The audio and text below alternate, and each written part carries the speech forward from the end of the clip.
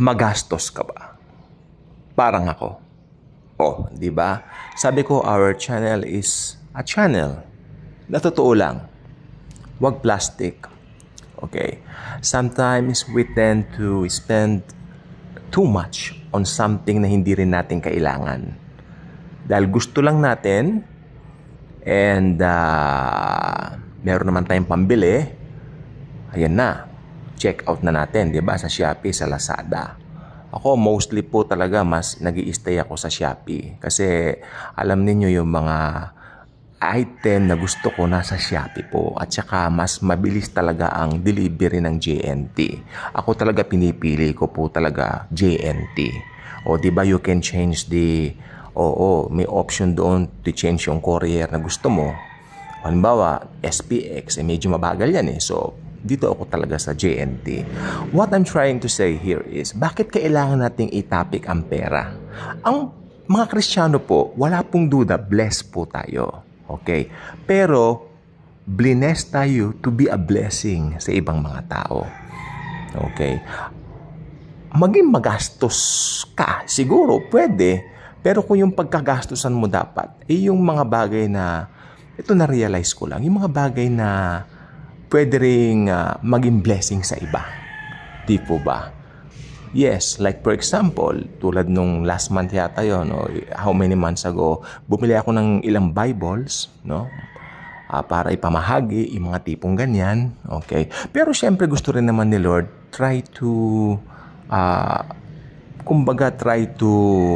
kumbaga don't deprive yourself about those things na gusto mo rin. Ang Panginoon po natin, sabi ko po sa inyo, ito hindi ko babaguhin itong paniniwala ko. Ito kasi totoo po, Jesus loves to spoil us. In a way na alam niyang makakabless ka sa iba. Don't get me wrong. Okay. Ang Panginoon po lagi pong nandyan. Nabasa niyo po ba sa Book of Hebrews? Isa lang naman ang talata natin ngayon eh. Sabi niya rito, I will never leave you nor forsake you. At yung verse pong yon, kung hindi ako nagkakamali, may kinalaman yon sa pananalapi. Sinabi doon, huwag kayong maging mukhang salapi. O yun, ang problema. Hindi po problema yung salapi eh. Kasi yung pera po, blessing yan ng Panginoon. Ang problema po yung kung paano natin tignan ang salapi. May kinalaman pa rin po sa attitude natin o dun sa karakter natin bilang mga tao kung paano natin i-view ang salapi. May mga tao po talaga, let's face it, mga unbelievers po, they view money as something na parang Diyos na po nila eh. Di ba gagawin nila lahat sa money? May napanood pa nga ako kagabi, late na po. Hindi na po ako magbabanggit ng artist, pero sabi niya, kailangan daw nagwo-work siya 24 hours a day. Alam niyo, ang Panginoon po, nagbigay po sa atin ng kapahingahan din. Ako, mga bandang December to early this year, super work po talaga ako, no? Talagang inubo nga po ako, nagkasakit nga po ako eh. Kasi may mga kailangan ayusin mga documents, punta rito, punta doon. Nagkasakit ako. Tinamaan ako ng trangkaso earlier this year, sobrang lamig ng panahon, di ba? Hindi ko na pinapagana nga yung aircon dahil konting aircon lang that time, talagang uubuhin na ako. Pero during that time, may mga inaayos pa rin kami, nagwo-work pa rin. Hindi masama ang trabaho, maganda po yan, pero kung ang kapalit naman niya yung katawan mo, yun hindi maganda. Kaya sabi ko yung mga unbelievers po, tinitignan nila ang pera bilang Diyos na. Magalit na yung magalit. Yun po ang tingin ko po talaga. Ang money, binigay yan sa atin. Sabi nga nung iba, spend it wisely. Di ba? Correct naman ako doon. Pero mas maganda yung sa ating mga Kristiyano, binigay sa atin ni Jesus ang money, makinig po mabuti, importante ito, para mabili din natin yung gusto natin, at yung sobra naman, pwede mong ipang-bless sa ibang mga tao. Kasi bilang mga Kristiyano, aminin po natin, no? Under grace, unlimited po ang blessing sa atin. Basahin niyo po sa Bible, sabi niya, at biyaya na sinundan pa ng biyaya. Di ba? I think kung di ako nagkakamali, John chapter 1 verse 18 yan eh. O 17. Biyaya na sinundan pa ng panibagong biyaya. Ito, John chapter 1 verse 16. Sabi rito, and of His fullness we have all received, and grace for grace. Sa Tagalog, mas maganda. At mula sa kanyang masaganang biyaya, tayo ay tumanggap ng biyaya na sinundan pa ng panibagong biyaya, na sinundan pa naman ng panibagong biyaya. So it means unlimited yung biyaya sa bawat Kristiyano. Tandaan nyo, kailangan Kristiyano ka. Paano ba maging Kristiyano? Maniwala ka na sapat na yung sacrifice ni Jesus sa cross para bayaran ang iyong mga kasalanan. Wala nang idadagdag doon na works. Okay? Ang good works po, lumalabas. Built-in na yan sa bawat tatanggap kay Lord Jesus as their very own personal Lord and Savior. Mahalaga pong tanggapin mo si Jesus as your very own Lord and Savior. Diyan nakasalalay ang kaligtasan ng iyong kaluluwa at ito pong sasabihin ko, ganun din naman ang blessings mo sa pang-araw-araw. Kasama po ang finances mo, di ba? Ang health mo, lahat na po. Okay? Blessings. Di ba? Alam mo, ang mga tao, they love blessings. Sino bang may ayaw? Pero makikita mo yung mga tao na talagang, ewan ko po kung na-oobserbahan nyo po to. May mga nakikita po ba kayong tao na talagang parang all for the money lang? Puro pera lang? Di ba? Makikita mo ginagawa nila para sa pera, para maging famous. Alam po ba ninyo itong sikreto dyan? Lahat ng ginawa natin outside the Lord Jesus Christ o outside sa cross ni Jesus, mapupunta lang po yung lahat yan sa wala. Maaring managana sila ngayon, pero darating ang panahon babagsak at babagsak din po yan. Marami na po ako nakita mga famous na tao, nagmalaki sa Diyos, tinutuya nila ang Diyos, tinutuya nila si Jesus, bumagsak sila. At yung iba, aminin natin, hindi sa magandang paraan pumanaw. Dahil po, kinalaban nila ang Diyos, dahil akala nila super famous sila, magaling na sila. No way. Sabi ng Unang Korinto, chapter 1, verse 18, ang karunungan ng mundong ito ay kamangmangan lamang o kamangmangan lamang sa mata ng Diyos. Foolishness lamang yon. Pero sa ating mga Kristiyano, ang krus ni Jesus ay kapangyarihan ng Diyos. Kaya, you know what? Tignan po nating mabuti yan. Kaya wag tayo magpapadala maski may magaling magsalita. Alam po ba ninyo, mahuhuli mo ang tao sa message mismo na kanyang sinasabi. Magaling siya magsalita, ganun-ganon. Pero kung hindi naman niya ipinagmamalaki si Jesus, lalo na unbeliever yan, ang pinagmamalaki niya yung kakayanan niya, yung pwede niyang gawin. Okay, paano ko ba ito? Ang daming revelation ngayon, Lord. Ito. Okay, ito lang po sabihin ko. Pumunta kayo sa FB ito. Makikita po nyo sa Facebook ng mga tao. Makikita mo agad kung Kristiyano Kasi makikita mo sa kanyang Facebook, nakalagay doon verse, born again yan. Maniwala kayo sa akin. Tapos ang post niya puro kung pagmamahal ni Jesus, di ba?